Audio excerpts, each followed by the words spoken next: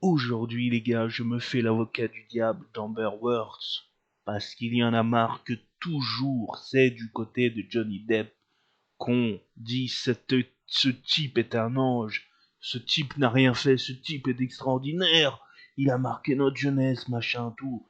C'est vrai qu'à côté Amber Heard, ça fait pas le figure. À part dans Aquaman, qui connaît cette femme? À part les procès actuellement, qui connaît ce qu'elle a fait? Personne! Du moins pas la grande majorité, hormis les cinéphiles bien entendu. Mais il y a des choses que je ne trouve pas admissibles. Pourquoi toujours quand c'est un acteur plus connu qui a une cote de popularité plus élevée, on va toujours aller voir de ce côté-là parce qu'on est aveuglé par ce qu'on apprécie chez lui. Mais je peux vous dire une chose, c'est que vous l'avez connu durant des films, des interviews, mais en off, vous ne l'avez jamais vu. Si ce n'est pour aller lui courir après, lui demander une photo ou un autographe. Hein? Alors, je peux vous dire une chose, c'est que en off, c'est un type qui se cachetonne et qui boit comme pas possible. Et s'il y a bien une chose à cet instant T où il est complètement sur une autre phase, c'est que vous voudriez être partout, sauf en face de lui, parce que il peut vous faire des dingueries comme pas possible, d'accord?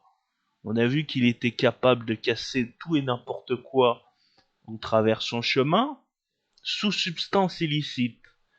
Maintenant, imaginez simplement que vous avez une petite broutine avec lui, imaginons le matin, il y a un mot qui lui a pas plu, que derrière, il va continuer à prendre sa substance.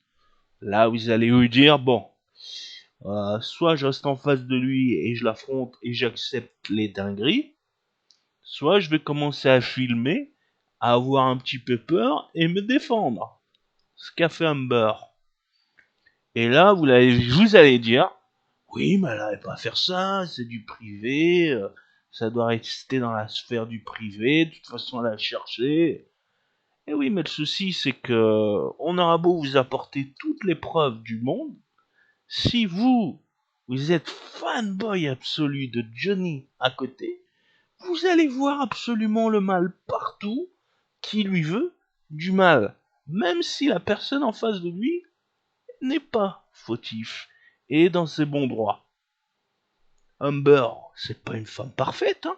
Elle a très certainement, d'ailleurs, il y a un psychologue, une psychiatre qui a reconnu qu'elle avait des troubles de personnalité, qu'elle était une sorte de femme qui aimait un petit peu soumettre ses amants. Bon, eh ben écoute, j'ai envie de te dire, d'une part, il faut tout pour faire un monde, et c'est bien qu'on ait des femmes de caractère aussi.